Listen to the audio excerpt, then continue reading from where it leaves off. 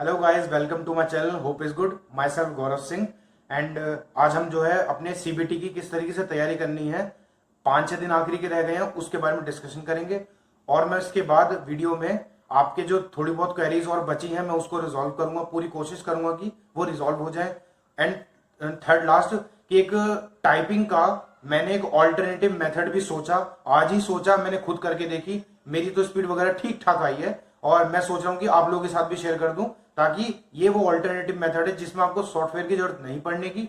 और जिन लोगों के दिमाग में कंफ्यूजन है, पेपर से होगा, ऑनलाइन होगा, मतलब इस तरीके करें कि पेपर टू पेपर या स्क्रीन टू स्क्रीन होगा, वो पेपर टू स्क्रीन होगा, तो सारे सवाल आपके हो सकता है कि उस चीज से खत्म हो जाए। तो गाइस चलिए शुरुआत करते हैं। सबसे पहले मैं सीबीटी में आपको बता दूं कि रीजनिंग मैथ का एक सेक्शन है, एक सेक्शन इंग्लिश का है जिसमें 50 क्वेश्चन है आपके, एक कंप्यूटर का है और एक आपका जीएस का है। ठीक है, तो सबसे पहले मैं आपको कंप्यूटर के क्वेश्चन के बारे में बताता हूं।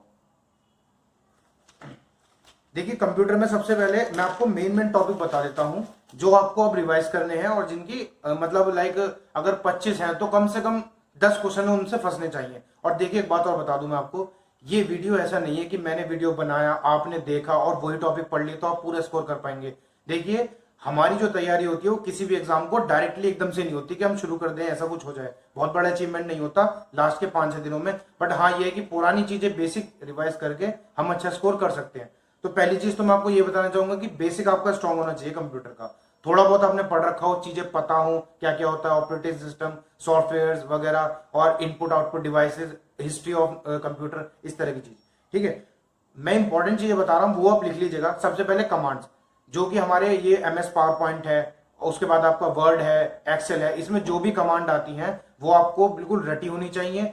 हो सके तो जो लेटेस्ट है 2016 वाला, 2016, 17 इस तरह के जो लेटेस्ट वर्जन है उनकी कमांड्स आप याद कर लीजिएगा। वैसे कमांड्स में जब वर्जन चेंज होते हैं ज्यादा ही कुछ चेंज नहीं आता है, तो अगर आप किसी भी वर्जन का याद कर लेंगे वो हेल्प करेगा, बट कोशिश ये करेगा कि लेटेस्ट वर्जन का याद करें, पहली चीज। उसके बाद आप कन्वर्जन, जो कन्वर्जन आते हैं कंप्यूटर में, binary to decimal, octa, hexadecimal, इस तरह की चीजें आप पूरी याद कर लीजिएगा। कन्वर्जन मैथमेटिक्स का पार्ट है, क्वेश्चन जरूर बनेंगे, 2 क्वेश्चन तो बनते हैं इससे, तो आप उसको एक बार देख लीजिएगा। ठीक है, उसके बाद फाइल एक्सटेंशन पे क्वेश्चन जरूर आएगा कि वो फाइल्स दे देंगे और आपसे पूछेंगे कि ये किस चीज की फाइल है, MP3 फाइल है, वीडियो फाइल है या फिर डॉक्यूमेंट की फाइल है, इस तरह की होती है, कई बार कंफ्यूजन हो जाती है। 2 क्वेश्चन तो फाइल एक्सटेंशन से भी आ सकते हैं। और जैसे MS DOS होता है या कुछ MS DOS की जो डिफरेंट एक्सटेंशन है, .auto.bat, इस तरह की जो करके होती हैं उनको थोड़ा देख लीजिएगा, जितने भी फाइल एक्सटेंशन होती हैं। ठीक है, उसके बाद जो मैंने आपको किताब बताई थी अरिहंत की, जो मैंने लास्ट वीडियो में आपको दिखाई भी थी, उस किताब में बिल्कुल अगर आप आखिरी में देखेंगे तो ग्लॉसरी है एक, और उसके बाद कुछ प्रैक्टिकल सेट्स भी हैं। आप उन टेस्ट को लगा लीजिए, उसमें आपके किताब के मैक्सिमम जो क्वेश्चंस, रिपीटेड क्वेश्चंस है वो आते हैं, मतलब वो हैं, और उनको आप एक बार रिवाइज कर लीजिए। अगर आपका बेसिक्स अच्छा है तो आप एक काम और कर सकते हैं कि उस किताब में 14 चैप्टर हैं लगभग, और उनके पीछे 50-50, 60-60 क्वेश्चन है। कुछ चैप्टर आपको पता ही होंगे कि यार इनका रिवाइज करना कोई फायदा नहीं है, मतलब ये आपको आते होंगे, तो अगर आप 50 क्वेश्चन वो कर सकते हैं तो वो बहुत ज्यादा बेनिफिशियल रहेगा आपके लिए। देखिए, हर चीज की PDF अपलोड करना या वीडियो बनाकर बता देना पॉसिबल नहीं होता। मैं भी आप लोगों की तरह एक एस्पिरेंट हूं, कोई प्रोफेशनल नहीं हूं, कि यूट्यूबर का मतलब यूट्यूबर नहीं हूं, किसी कोचिंग संस्था में नहीं पढ़ा था कि मुझे कुछ एग्जाम में करना नहीं है और मैं वीडियो बना दूं आप लोगों के लिए। देखिए, मुझे भी बराबर का प्रिपेयर करना है और ये सब जो चीजें होती हैं काफी टाइम कंज्यूम करती हैं। मैं आपको वर्बली बता सकता हूं और मैं जितना ही मेरे से बेस्ट हो पा रहा है मैं आप लोगों के लिए उतना कर पा रहा हूं। सेकंड थिंग, ठीक है, ये कंप्यूटर का आपका हो गया। उसके बाद आप मैथ्स के देख लीजिए। मैथ्स में आपको कुछ नहीं करना। देखिए, जितने भी हमारे अर्थमेटिक टॉपिक है, जैसे कि वो आपका प्रॉफिट लॉस है, आपका SICI है, और आपका जो है आपका डिविजिबिलिटी रूल हो गया, और आपका जितना भी क्वांट है, आप एक काम करिए कि आप 10-10 क्वेश्चन हर चैप्टर से कर लीजिए। मैथ्स के 10 क्वेश्चन तो आप मान के चलिए कि 25 में से मैथ के 10 क्वेश्चन तो फंस गए। डिविजिबिलिटी रूल्स याद कर लीजिए, क्वांट के 10-10 क्वेश्चन आप याद कर लेंगे ना, आपके अंदर एक कॉन्फिडेंस बिल्टअप हो जाएगा। और जब वो कॉन्फिडेंस आता है ना, तो आपको इतना पता होता है कि यार ये 25 जो सेक्शन है, जो मेरा मैथमेटिक्स का और रीजनिंग का जो सेक्शन है, ये पूरा 25 में से 25 लेके आऊंगा आपका। और ये कॉन्फिडेंस बूस्ट अब यही होगा जब आप 2-2 घंटा, 1-1 घंटा हर सब्जेक्ट को सेक्शन वाइज दें, ताकि आपको ये लगे कि जब मैं एग्जाम में जा रहा हूं 125 क्वेश्चन है तो कम से कम यार मैं 100 तो अचीव कर लूंगा। 100 तो मुझे आते होंगे, गलत करके लगभग 95 या 90 तक मैं ले आऊंगा। इतना कम से कम आप लेके जाइए अपना माइंडसेट, पेपर में जो आएगा वो देखा जाएगा, ठीक है। हाँ, तो मैथ्स में आपका मैंने बता दिया, हर टॉपिक से, क्वांट के हर टॉपिक से 10-10 क्वेश्चन कर लीजिए, मोर देन एनफ होंगे, ठीक है। उसके बाद मैं आपको बताता हूँ रीजनिंग। तो रीजनिंग में आपको क्या करना है, रीजनिंग जो थोड़ी आएगी एग्जाम में, वो थोड़ी बैंक की तरफ डाइवर्ट होती हुई आएगी, जिसमें आपको पजल और सिटिंग अरेंजमेंट के क्वेश्चन देखने को मिलेंगे। हो सकता है कि 2 सीटिंग अरेंजमेंट डालें और 2-2 क्वेश्चन पूछ लें, या हो सकता है बड़ा सीटिंग अरेंजमेंट डालें और 5 क्वेश्चन आपसे पूछ लें। तो थोड़ा सा आप क्या करिएगा कि आप जब मॉक टेस्ट दे रहे हो तो आप आईबीपीएस का, क्लर्क का, या फिर एसबीआई क्लर्क का, इस तरह का प्री लेवल का जो एग्जाम होता है उसकी 2-4 पजल आप देख लीजिएगा, ताकि आपको पता हो कि किस तरीके से पजल को सॉल्व किया जाता है। ये तो बात हुई। कैलेंडर आप मत भूलिएगा, कैलेंडर जरूर पढ़ के जाना, क्वेश्चन उससे जरूर बनेगा, कैलेंडर से जरूर आएगा, ठीक है। तो ये आपका रीजनिंग का हो गया। उसके बाद मैं आपको बता दूं कि मैथमेटिक्स और रीजनिंग का जो मॉक टेस्ट है वो आप क्या कर सकते हैं। देखिए वो तो सभी के लिए, चलिए मैं आपको एट द एंड बता देता हूं, और वो सब में कारगर रहेगा वो मेथड मॉक टेस्ट वाला, ठीक है। इंग्लिश के लिए मैं बता रहा हूं आपको, इंग्लिश में आप सुनिए ध्यान से, इडियम्स की मैं आपको जो है आपको पीडीएफ दे चुका हूं। इडियम्स की पीडीएफ देने का जो मेरा मोटिव है वो सिंपल सी बात यही है कि इडियम्स जो थे वो ज्यादातर ये बिल्कुल ऐसे थे एकदम, मतलब डिफरेंट, तो मैंने आपको प्रोवाइड करे। पर जब मैंने जो आपके डिफरेंट एग्जाम्स के जो पेपर मैंने देखे, मॉक टेस्ट लगाए, मैंने उनमें एक चीज ऑब्जर्व करी कि यार जो एंटोनिम्स और सिनोनिम्स है वो सीजीएल से या सीएचएसएल से डिफरेंट नहीं है, डिफरेंट बिल्कुल भी नहीं है। अगर आप सीएचएसएल और सीजीएल के एंटोनिम सिनोनिम्स कर लेंगे 5-6 दिन में, ये रिवाइज कर लेंगे, आपके भी तो कोई पर्सनल नोट्स होंगे ना, तो आप उनको पढ़ लीजिएगा, उनसे आपका काम हो जाएगा, ठीक है। तो आपका एंटोनिम सिनोनिम्स की बात हो गई। देखिए आप अगर न्यूज़पेपर पढ़ते हो तो आपको फिलिप्स वगैरह में और कॉम्प्रिहेंशन में बहुत हेल्प करने वाले हैं। एक बात मैं आपको बता दूं कि आप जितनी ज्यादा इंग्लिश की तैयारी करेंगे ना, उतना ज्यादा आप स्कोर कर पाएंगे। 50 में से 50 करना भी मतलब पॉसिबल है इंग्लिश में।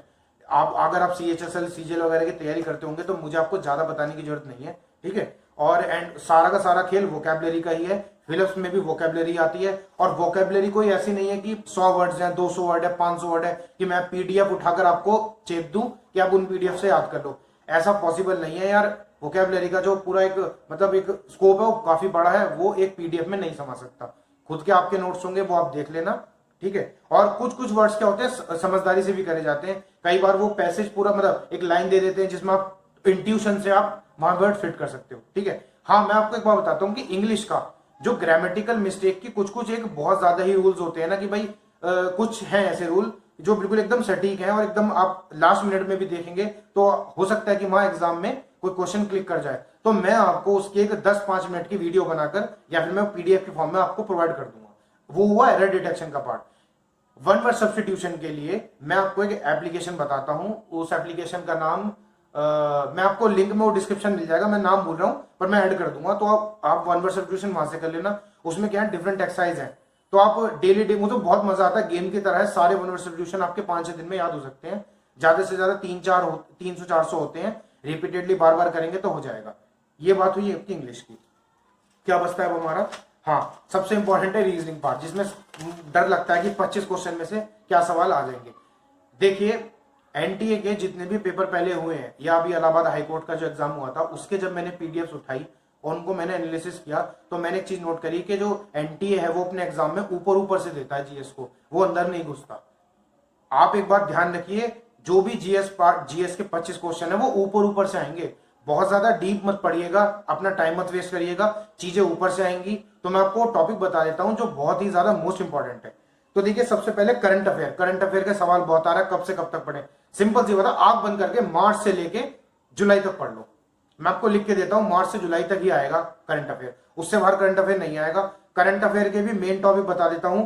देखिए सबसे इंपॉर्टेंट है अपॉइंटमेंट्स, कोई लोग कमेटी, जो कोई कमेटी बनी उसमें क्या कौन हेड बना, कोई सीएम बना, पीएम बना, या फिर कोई मतलब नेशनल ह्यूमन राइट कमीशन का प्रेसिडेंट बना, इस तरह की जो चीज होती है वो आप याद कर लीजिएगा। उसके बाद आपका रैंक्स और इंडेक्स, अभी हाल ही के 6-7 महीने में कौन कौन सी रैंक्स आई हैं, इंडिया का क्या क्या रैंक रहा है, कौन कौन नंबर 1 था, वो याद कर लीजिएगा। उसके बाद आपका स्पोर्ट्स पूछा जा सकता है, और स्पोर्ट्स में डीप मत जाइएगा, ऊपर ऊपर से स्पोर्ट्स पढ़िएगा, कोई ओपन बैडमिंटन हो, और हाँ अभी जो है आपको ओलंपिक्स हुए थे उन सब चीज की देख लीजिएगा, और कॉमनवेल्थ गेम्स हुए थे उनका देख लीजिएगा। तो मतलब जो न्यूज में हाईलाइट रहे थे, तो ऐसी चीज जरूर देखिएगा, ठीक है। और एक बात और, अगर आप न्यूज वगैरह देखते रहते हैं तो जिस भी चीजों पर सुप्रीम कोर्ट के जजमेंट आते हैं ये फैसला आया, वो फैसला आया, या स्पोर्ट्स से रिलेटेड कोई फैसला आया सुप्रीम कोर्ट का, उसे आप एक बार ध्यान में रखिएगा। क्योंकि क्या होता है, पेपर जब बनाया जाता है तो जो संस्था जिसके लिए बनाया जा रहा है उसको ध्यान में रख के एग्जाम बनाया जाता है। ठीक है, एक चीज ये हो गई।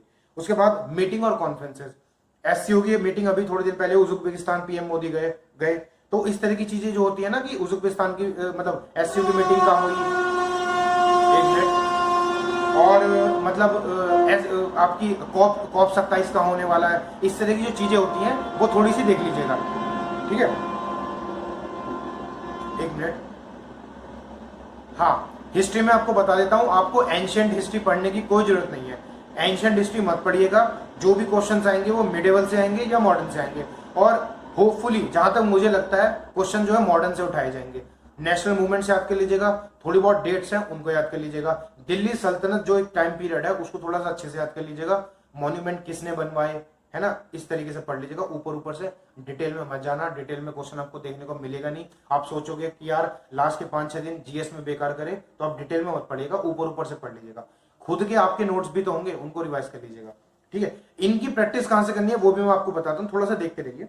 ठीक है, उसके बाद आपको ज्योग्राफी के बारे में बता देता हूँ। ज्योग्राफी के बारे में आपको देखिए, स्टेट्स आपको याद करने हैं। ठीक है, जैसे गिब्राल्टर स्टेट्स, और आपका मतलब ऐसे बहुत सारे स्टेट्स में अभी मतलब रिवाइज एकदम से दिमाग में नहीं आ पा रहे हैं। ठीक है, पासेस, ठीक है, जो पासेस होते हैं इंडिया के अंदर ही जो पासेस हैं वो देख लीजिएगा। ठीक है, और माउंटेन रेंजेस, ठीक है, कौन सी माउंटेन रेंज कहां पर हाईएस्ट है वो देख लीजिएगा। कौन सी माउंटेन किस कंट्री में है वो देख लीजिएगा। रिवर्स देख लीजिएगा, ओरिजिन एंड कहां पर जाके खत्म होती है। ठीक है, उसके बाद करेंसी जरूर देखिएगा। ठीक है, उसके बाद कैपिटल्स कुछ कैपिटल्स ऐसी, देखिए मैं मानता हूं कि जो काफी कॉमन कैपिटल्स है वो तो आपको याद होंगी, पर हाँ कुछ ऐसी कंट्रीज होती हैं जैसे कि साउथ अफ्रीका की कंट्री, सॉरी आपकी अफ्रीका कंट्रीज जो होती हैं उनकी आप कैपिटल्स याद कर लीजिएगा। ठीक है, जैसे कि साउथ सुडान, इस तरह की चीजें जो आ जाती है ना, कई बार एग्जाम में ऐसे ही सवाल आ जाते हैं और कंफ्यूज हो जाते हैं कि यार ये भी पढ़ लिया जाता। इसके बाद आपको माउंटेन जो है वाइल्ड लाइफ सेंचुरी जरूर याद करके जाइएगा, बिल्कुल मोस्ट इंपॉर्टेंट है। क्योंकि वाइल्ड लाइफ सेंचुरी से क्वेश्चन इसलिए जरूर आ सकते हैं क्योंकि काफी देखी जा सकती है हेरिटेज साइट्स और रामसर साइट्स, ये आप देखिएगा। इससे ज्यादा पढ़ने की जरूरत नहीं है, जो मैंने आपको वीडियो में बताया ये देखिएगा। देन उसके बाद साइंस में आपको केमिस्ट्री पढ़ने की जरूरत नहीं है। बायोलॉजी की जो क्वेश्चंस होते हैं डिजीज से हो गए, वाइटामिन से हो गए, ऊपर ऊपर से पढ़ लीजिएगा। और आपका फिजिक्स में कोई इन्वेंशन हो, इन्वेंशन के जैसे क्या क्या कौन कौन से डिवाइस है जिसने इन्होंने इन्वेंट किए, फिजिक्स का ये हो गया। और अब आते हैं मॉक टेस्ट के बारे में। तो देखिए मैं मॉक टेस्ट में आपको बता देता हूं। देखिए आपको आंख बंद करके मॉक टेस्ट बुक पर देना है। टेस्ट बुक का मैं कोई प्रमोशन नहीं कर रहा हूं, कोई एडवर्टाइजमेंट नहीं कर रहा हूं। टेस्ट बुक पे आप मॉक दीजिए। क्या क्या उठाना है आपको, सीपीओ दिल्ली पुलिस का पेपर उठाना है। क्यों? क्योंकि उसमें 50 क्वेश्चन इंग्लिश के आएंगे और इंग्लिश ही हमें सबसे ज्यादा ध्यान भी देना है। 50 क्वेश्चन इंग्लिश का वहां से करेंगे। उसके बाद रीजनिंग भी उसकी करिएगा। रीजनिंग आप उसकी जरूर करिएगा, वाटर मार्क का क्वेश्चन हो कोई भी हो, 50 क्वेश्चन इंग्लिश के, 50 रीजनिंग के। वो आप कोशिश करिएगा कि आप 45 से लेके 45 मिनट्स में आप सारा कवर कर दें। 50 क्वेश्चन से, या फिर 1 घंटा मैक्सिमम ले लीजिए। ठीक है, आपका रीजनिंग भी कवर हो गया। देखिए आप जितनी सीपीओ की रीजनिंग करेंगे आपकी मैथमेटिक्स भी उतनी सही हो जाएगी। मैथमेटिक्स में कुछ नहीं है, कैलकुलेशन का खेल है। ठीक है, इंग्लिश का आपका मॉक टेस्ट हो गया ये, और आपका रीजनिंग का हो गया। उसके बाद आपका मैथ्स के लिए मैं बताता हूँ, मैथ्स के अगर आपको 25 क्वेश्चन रिवाइज करने हैं, खैर मैथ्स में मॉक टेस्ट का कुछ फायदा होगा नहीं, पर तब भी सीएचएसएल का मॉक दे सकते हैं। टेक्स्ट बुक पर सारे के सारे अवेलेबल है। सीएचएसएल का मॉक दीजिए और केवल 25 क्वेश्चन उठाइए मैथमेटिक्स के, और जो भी क्वांट से रिलेटेड क्वेश्चन हो उनको कर लीजिएगा। ठीक है, कुछ क्वेश्चन आजकल ऐसे आते हैं कि मतलब नंबर गिवन है और ये किस किस से कट जाएगा, या फिर मैक्सिमम जो है इससे डिविजिबिलिटी रूल पे क्वेश्चन जरूर आते हैं, एक बार वो देख लीजिएगा। और आपका मैं बता देता हूँ टेक्स्ट बुक, वैसे हाँ एक चीज बहुत इंपॉर्टेंट है कि टेक्स्ट बुक पर CUET करके एग्जाम है जो एनटीए ही लेता है, उसमें इंग्लिश के बहुत सारे मॉक टेस्ट हैं, आप उनको दे दीजिएगा। क्योंकि हो सकता है कि इंग्लिश आप CHSL या TCS का पैटर्न ना उठाकर जो है आपका एनटीए अपने ही पेपर के उठाकर इंग्लिश के क्वेश्चन रखे। क्वेश्चंस नए नहीं बनते हैं, वही क्वेश्चन रहते हैं। तो आप ये मैंने पूरा तरीके से बता दिया आपको पूरा। अब और आप देखिए, हाँ एक चीज और है, मैंने अब हाँ आपके डाउट्स भी ले लेता हूं मैं अभी। आप जो आप बोले थे डाउट्स के लिए, और वीडियो के एंड में मैंने आपको मेथड भी बता दिया है कि अगर आप सॉफ्टवेयर पर काम नहीं करना चाह रहे हैं, डर है कि पेपर से टाइपिंग ना आ जाए, तो आप वो मेथड देख लीजिएगा ये वीडियो के लास्ट में। पर मैं आपके क्वेश्चंस ले लेता हूं ताकि डाउट थोड़ा और क्लियर हो जाए। तो चलिए मैं आपके क्वेश्चन ले लेता हूं, जल्दी जल्दी खत्म करते हैं, वीडियो ज्यादा लंबी नहीं होनी चाहिए। तो आपका पहला क्वेश्चन है कि क्वालिफाइंग टीयर 1 क्वालिफाइंग नहीं है। जो पेपर 1 का जो मार्क्स है, सीबीटी के मार्क्स जुड़ेंगे, आपका जो रिटन टेस्ट है उसके मार्क्स जुड़ेंगे, आपकी जो टाइपिंग है वो क्वालिफाइंग है। ठीक है, आपका बैक स्पेस का यूज, याद आप बहुत कंफ्यूज हो रहे हो, बैक स्पेस का जो यूज आपको करना है वो होगा। बैक स्पेस का यूज आप आराम से कर सकते हो, जब भी आपको लगे गलत हो सकता है आप, हाँ एक चीज और, आपको लगा कि आपने ऊपर की लाइन में गलती कर दी है और आप तीसरी लाइन पे लिख रहे हैं, तो माउस से आप अपने ले जाइए, वहां क्लिक करिए, वहां बैक स्पेस दबाइए, उसको एडिटिंग कर लीजिए। पूरा एडिटिंग हो सकता है, कोई दिक्कत वाली बात नहीं है। वर्ड्स हाईलाइट नहीं होंगे, स्क्रोल आपको खुद करना पड़ेगा। ठीक है, पैराग्राफ, हाँ पैराग्राफ चेंज की कोई जरूरत नहीं है, मैं बताता हूं। ऊपर पैसेज लिखा होगा, बिल्कुल वैसा लिखा होगा, स्क्रॉल बार होगा, नीचे आप लिखेंगे जैसे जैसे वो उस बॉक्स में, उस बॉक्स का स्पेस ही है, जैसा उस बॉक्स में वर्ड्स एंड में आ जाएगा, ऑटोमेटिकली वर्ड्स आपका मतलब लेफ्ट में और सेकंड लाइन में कन्वर्ट हो जाएगा, वहां से लिखना शुरू हो जाएगा। तो उसके लिए आपको चिंता करने की कोई जरूरत नहीं है। ठीक है, तो आपका ये डाउट क्लियर हो गया। हाँ देखिए, जिनकी एक्यूरेसी 95 या 96% आ रही है, यार थोड़ी सी मेहनत और करिए, वर्ड्स को बोल बोल कर लिखिए, हाथ को, हाथ पे, मतलब हाथ तो आपके कॉन्शियस में हाथ सेट हो गए होंगे, जो आप लिख रहे हो उसको थोड़ा मन में बोलो, उसको लिखो, स्पेलिंग याद कर लेना, ताकि कुछ वर्ड्स ऐसे हों जो आपका एकदम से तुरंत हाथ चले कीबोर्ड पे। यही मेथड है और कोई मैजिक नहीं हो सकता एक दो रात में। ठीक है, हाँ सॉफ्टवेयर का टाइपिंग का मैंने चक्कर खत्म कर ही दिया है, जो आप अगर आप इतने कंफ्यूज हो रहे हैं तो लास्ट के वीडियोस में। ठीक है, वर्ड हाईलाइट होंगे नहीं, और आपका इंपॉर्टेंट जो मैंने एनटी के रेफरेंस आपको वो भी बता दिया है। और एक्सपेक्टेड फॉन्ट साइज ये कि सोनी में टाइप कर रहे हैं तो आपका 16 है बेस्ट, और अगर आप वर्ड में टाइप करते हो तो वो मैंने वीडियो में आपको बता ही दिया है, ज्यादा से ज्यादा 14 या 15 रखिएगा, बस इससे ज्यादा नहीं। और मतलब ये जो भी मैं आपको बता पा रहा हूँ, ये मेरी बेस्ट हेल्प हो पा रही है आपकी, और बस इतना ही मैं बताना चाहूंगा। अगर अभी भी आपके कोई सवाल हो तो आप मेरे से पूछ सकते हैं, और वीडियो को अभी भी देखिएगा, और कुछ आपकी कंफ्यूजन हो तो बताइएगा, और बने रहिए मेरे साथ इस तरीके से। Thank you guys, thank you, और आखिर तक देखिए, सॉल्यूशन आपको मिल गया है, कोई प्रॉब्लम नहीं आने की। Keep studying, keep hard working. ठीक है,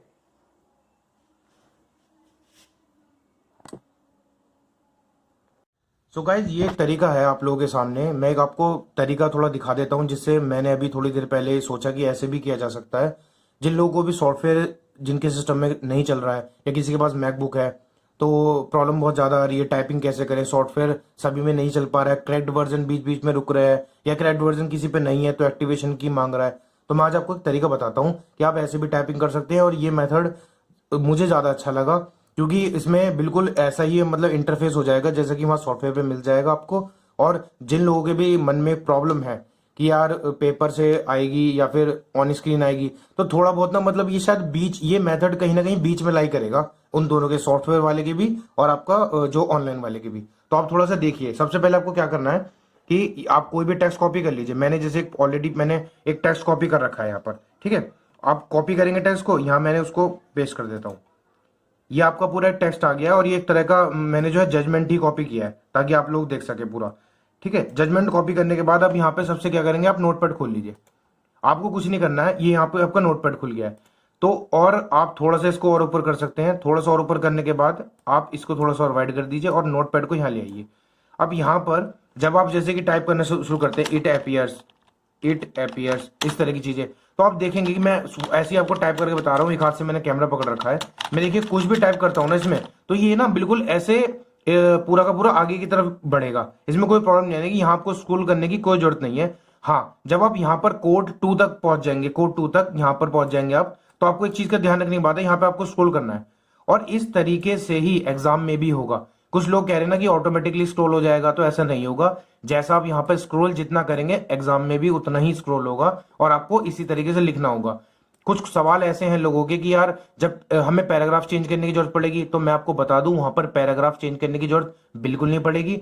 जैसे जैसे आप ये लिखते जाएंगे, यहाँ पे आगे आगे बढ़ता जाएगा, तो वो ऑटोमेटिकली उसकी लाइन चेंज हो जाएगी। जैसे कि इस नोटपैड में होगा कि एक इसमें एक यहाँ पर इधर जाके पूरा एक्सटेंड तक ऑटोमेटिकली वो सेकंड लाइन में आ जाएगा। तो इसी तरीके से सॉफ्टवेयर में भी होगा, है ना। अगर वो लोग सॉफ्टवेयर में आपको देते हैं टाइपिंग करने के लिए, तो मैं आपको ये मेथड अगर आप थोड़ा यूज कर सकते हैं, जिसमें ना तो सॉफ्टवेयर की दिक्कत है, ना ही कोई प्रॉब्लम की दिक्कत है। और क्या होता है ना कि जो सोनी का जो सॉफ्टवेयर है वो क्रैक्ड नहीं है, मतलब ज्यादातर क्रैक्ड नहीं मिल रहा है लोगों को। तो फिर वो अपना कोई जजमेंट अगर कॉपी करना चाहते हैं, इस तरह के वर्ड अगर आप थोड़ा कॉन्स्टिट्यूशनल, लीगल, इस तरह के जो वर्ड है उनकी ज्यादा प्रैक्टिस करना चाहते हैं, तो आप इस तरीके से कर सकते हैं। हाँ, इसमें आपका देखिए मैं स्पीड कैलकुलेशन का ही बता देता हूं कि लोगों को थोड़ा कैसे इसमें पता लगेगा कितने गलत हुए कितने सही हुए। तो इसमें क्या होगा ना, मैं आपको एक बहुत तरीका बताता हूँ। जब आप यहाँ पर अपना नोटपैड में पूरा डिटेल पूरा लिख लेंगे तो आप क्या करिएगा कि इस पूरे इसको नोटपैड को कॉपी कर लीजिएगा, इसको पूरा कॉपी कर ले पूरा कॉपी कर लेना आप। देन उसके बाद आप एक और वर्ड खोलिएगा, दूसरी एक फाइल और खोलिएगा, यहाँ पे उस पूरा जो आपने नोटपैड में कॉपी किया उसको यहाँ पेस्ट कर लीजिएगा। और उसके बाद यहाँ पर वर्ड्स आप यहाँ देख रहे हैं, ये जो है आप इसमें देख सकते हैं कि यहाँ पे वर्ड्स आते हैं। तो वर्ड्स पे जब आप क्लिक करेंगे तो यहाँ पे देखिए 11 वर्ड्स लिखे हैं और 11 वर्ड्स यहाँ पे लिखा है। इससे आपको अंदाजा लग जाएगा कि आप टाइमर अपने घड़ी में लगा सकते हैं कि 10 मिनट का टाइमर लगा लिया आपने और देखेंगे कितने वर्ड टाइप हुए। ठीक है, इसमें आपको केवल वर्ड्स देखना है, ये मत देखना नो स्पेस विद स्पेस, ये मत देखना क्योंकि फिर लोगों के सवाल हो जाएंगे इकट्ठे। ठीक है, और जब आप यहाँ पर इसको पेस्ट कर देंगे तो आप देखेंगे कि ये रेड लाइन नीचे हो रही है सबकी जो नीचे है, एक बार आप देख सकते हैं कि यहाँ पे रेड लाइन आ गई है, ये रेड लाइन आ गई। जितने भी रेड लाइन है मतलब वो गलत शब्द है। अब आप अपने आप देख लेना कि क्या क्या गलत हुआ, क्या क्या सही हुआ, कितने गलत निकाल रहे हैं हम, और जितना आपने टाइप किया है उसको 3% से मल्टीप्लाई करके देखना, 3 से मल्टीप्लाई करके देखना, उतने आप वर्ड गलत कर सकते हो। यही सही तरीका है अपना इस तरीके से एक्यूरेसी निकालने का और स्पीड निकालने का। अगर आप 350, 340, 370 तक वर्ड लिख रहे हो, आपकी बहुत अच्छी स्पीड है, कोई दिक्कत नहीं है आपको। और वर्ड आपके जो यहाँ पे गलत होंगे ये अंडरलाइन वाले, ये 2, 3, 4, 5 तक ये इंटू 3 करके आप देख लेना, तो उतना आपका बन जाना चाहिए। ये एक मुझे लगा कि आप लोगों के साथ शेयर करना चाहिए तरीका। टाइपिंग का बेस्ट मेथड है, हो सकता है कि मैं भी यही फॉलो करूँ, जजमेंट कॉपी कर करके यहाँ पर पेस्ट करते रहो, इससे शुरू करते रहो, कोई दिक्कत नहीं आने की है। इसी तरह का कुछ इंटरफेस होगा एग्जाम में भी, ऊपर पैसेज लिखा होगा पूरा इस पोर्शन में और यहाँ पे होगा, और सीधा आपको नीचे नीचे इस तरीके से जो है टाइपिंग करना पड़ेगा। जिन लोगों को थोड़ा कंफ्यूजन हो रहा है वो मेरी पुरानी वीडियोस देख सकते हैं, उसमें मैंने सॉफ्टवेयर की थोड़ी डिटेलिंग बताई है कि आपको उस तरह का सॉफ्टवेयर एग्जाम में देखने को मिल सकता है। तो आई होप कि अब आपको ये थोड़ा बहुत समझ में आ गया होगा। ये थोड़ा ऑल्टरनेटिव मेथड है जिनका सॉफ्टवेयर अच्छे से काम नहीं कर रहा है, और सॉफ्टवेयर में कुछ लूप होल्स हैं, जैसे कि वो कुछ वर्ड्स ऐसे हैं कि कोई स्टोरी लिखी हुई है, ज्यादा जो अपोस्ट्रोफी मार्क्स हैं, ज्यादा कॉमास हैं, तो ऐसा नहीं है क्योंकि जो आपका एनटीए ने वो सुप्रीम कोर्ट ने जो प्रोवाइड किया है हमको जो एक पेपर, उसमें आप देखिएगा ज्यादा जो है सिंबल्स का प्रयोग नहीं है, तो हम कुछ वैसा ही उसकी तैयारी करेंगे। तो और जो टेस्ट जो आपका उसमें है, देखिए सोनी जो आपका जो सॉफ्टवेयर है वो केवल आपकी टाइपिंग की स्पीड को ठीक करेगा, आपको टाइपिंग करना सिखाएगा। क्या टाइप करना है क्या नहीं टाइप करना है वो तो आपको ही देखना है ना। तो अगर आपकी उसके स्पीड आप पे सही आ रही है तो आप जो है मतलब इस पे टाइपिंग करके देखिए, फिर देखिए कि आप सही वर्ड्स निकाल पा रहे हैं कि नहीं निकाल पा रहे हैं। दूसरी चीज ये कि आपको ना देखिए कई सारी चीजें करनी है, जैसे कि मैं आपको अपना कीबोर्ड दिखा देता हूँ। एक कीबोर्ड मेरे पास ये है और दूसरा कीबोर्ड शायद मेरा नीचे रखा है, तो वो मैं आपको दिखा नहीं पाऊंगा अभी। तो एक्चुअली क्या है कि आप टाइपिंग के लिए ना 2-3 कीबोर्ड अगर आप मतलब दोस्तों से मांग लीजिए, खरीदने की तो जरूरत है नहीं आपको, पर एक कीबोर्ड आता है जो 200 रुपए का होता है, वो मैं आपको चलिए कल मैं कोई वीडियो लेके आऊंगा उसमें दिखा दूंगा। 200 250 रुपए के जो कीबोर्ड्स आते हैं ना, उन पे प्रैक्टिस करेंगे तो थोड़ा ज्यादा सही रहेगा, क्योंकि वहां पे ना जहां तक मुझे पता है एनटीए की जो लैब्स हैं उनमें ना लोकल ये जो है कीबोर्ड रखे हुए हैं। तो हो सकता है कि अगर लोकल, जैसे कि मेरे पास ये लॉजिटेक का है, आप देख सकते हैं, इसमें तो बहुत अच्छी स्पीड आती है, जो सॉफ्ट हो चुके हैं बटन। पर अगर आप डिफरेंट कीबोर्ड्स को ट्राई करोगे ना तो आपको पता लगेगा और थोड़ा सा ना मतलब आपको प्रैक्टिस हो जाएगी, यार वहां कोई डिफरेंट कीबोर्ड मिल गया। ऐसा कई बार होता है कि कीबोर्ड पर हमारे अपने पर्सनल कीबोर्ड पे हमारा हाथ बहुत अच्छे से सेट हो जाता है, पर वहां पता लगता है कि किसी कीबोर्ड हार्ड है तो सॉफ्ट है। तो 2-3 कीबोर्ड पे आप प्रैक्टिस कर लीजिएगा। और ये जो मेथड मैंने दिखाया है वर्ड्स के साथ नोटपैड को आप मिला के लिखिए, ये जो मेथड है ये भी काफी ठीक होगा। और अगर और भी कोई प्रॉब्लम हो तो पूछ लीजिएगा। Thank you. मैं इसी तरीके से आपके लिए और भी वीडियोस ले आऊंगा। और बाकी सीबीटी के लिए मैंने आपको बता ही दिया है, अच्छे से प्रिपेयर करिए और एग्जाम्स में दोनों ही चीजों में बराबर का पूरा फोकस रखिए। हाँ, टाइपिंग थोड़ी सी जरूरी है क्योंकि इसमें फेल तो सारा खेल खत्म।